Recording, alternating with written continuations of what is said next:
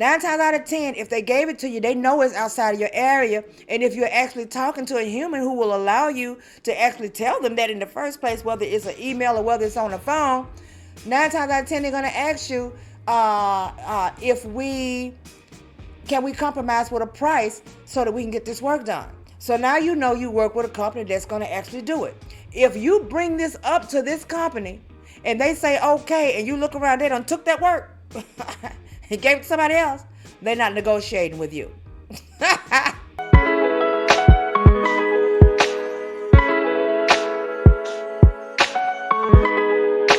Well, hello everyone, and welcome back to my channel.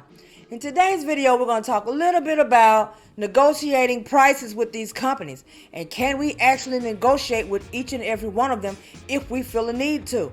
The reason I decided to make this video is because I've had someone ask me, Deidre, can you actually negotiate prices with these companies, or do you in fact have to just accept whatever they give you? And the answer to that is a swift no. From my experience, no, you cannot negotiate with every company, no matter what you've heard someone say. So now I'm going to give you a reason as to why I say that there's a no to that question. Okay, so now you all know that one of the companies that I work with, they do negotiate price. Well, in actuality, it's not a negotiation.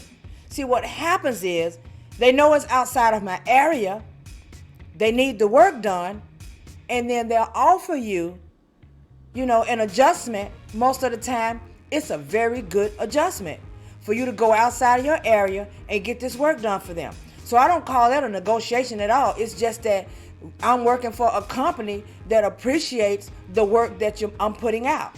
Then you have those that are willing to offer you money if you're talking to an actual human. And I'm going to get to that in just a minute so you can understand what I'm talking about. Okay, so my first company, of course, is the humans all the time, no matter what. If I had a question, I can call someone. I can always call someone. I can always shoot an email to. It doesn't matter. And guess what? They always respond immediately. I don't have to wait till tomorrow and all of these different things to go on in order for someone to respond to me and make me feel like, I'm working really just all willy-nilly out here in these streets and no one's there for me if I have a problem. So I don't never have to worry about that. But you do have companies that don't talk to you at all. Okay, so let's say for instance you can sign on this company, you're working with them, you never have to talk to no one, and then when you all of a sudden they give you a location for you to go work, and it's way outside of where you're comfortable going, you don't want to do that, right? You say, okay, if you're like me, you're like, if I do it one time, they're going to continue to give it to me. So I need to nip this in the bud right now and let them know I'm not going to be going this far. It's just too far. It's out of my way. And the money that they're paying is not worth it. So I'm just going to let them know it's too far. Okay. So you try to shoot someone an email. It's very hard for you to find an email. No one to actually communicate. No one's calling you ever to check on you and see how things are going. So now you're stuck, right? You're stuck with a price. But are you really just stuck with that price, or did you not clearly pay attention? I'm going to tell you why I said that.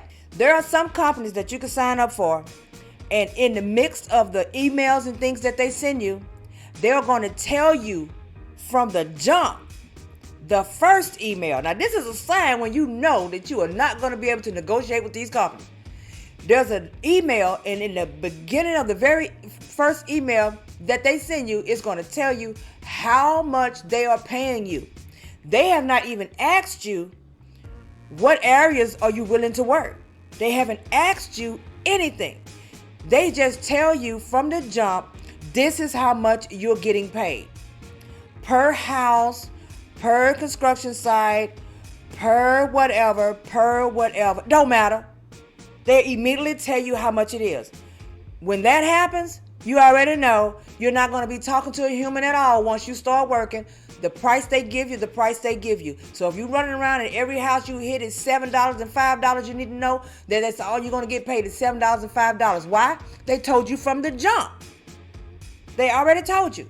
So now you hit these other companies who may say, what area would you like to work in? Which areas are comfortable for you? Give me a list of zip codes and areas. Okay, I'm pretty sure you guys are familiar with that. So if you give them zip codes and areas, then those are the areas that you're expected to work, right? So when they give you workload in those areas, if they've already told you how much based off of some form or whatever they give you of how much each house is or each site is, based off what you're doing there and what type of inspection you're actually doing there, or if you're just going for the basic photos, then you need to know that that's going to be the price pretty much. But if it seems like they're coasting outside of the area that you have signed up for, right? They give you something that's outside of your zip codes, outside of your zones, and you know this is further than what you asked for. If you tell them this is not what I signed up to do, I mean, you know what? Don't do it like that, okay? Let me rephrase this. If you tell them, hey, you're sending me to a location that is out of my zone, and I feel it's too far for me. I really don't want to take that route. It's going to take too much time. It's going to get me caught up in traffic all the time, and I just don't want to do it. 9 times out of 10, if they gave it to you, they know it's outside of your area. And if you're actually talking to a human who will allow you to actually tell them that in the first place, whether it's an email or whether it's on the phone, 9 times out of 10, they're going to ask you can we compromise with a price so that we can get this work done. So now you know you work with a company that's going to actually do it. If you bring this up to this company and they say okay, and you look around, they done took that work and gave it to somebody else, they're not negotiating with you. But then you have companies that know offhand that they have asked you for a list, and you gave them a list, you told them the area and the zip codes you want to work, and then they need work done outside of that area. They've already checked your list because they know that you're in that zone somewhere, you're in the mix somewhere, so they check your zone. So when they check your zone and they realize that, okay, Sally's over there, but this is like extra 7 or 8 miles outside. Let me see if I can convince her to go if I throw her a couple of extra bucks to go over in that area, and let her know that every time she go in that area, we're going to give her extra on top of the houses fees that we pay for that. Some of them pay travel, some of them don't.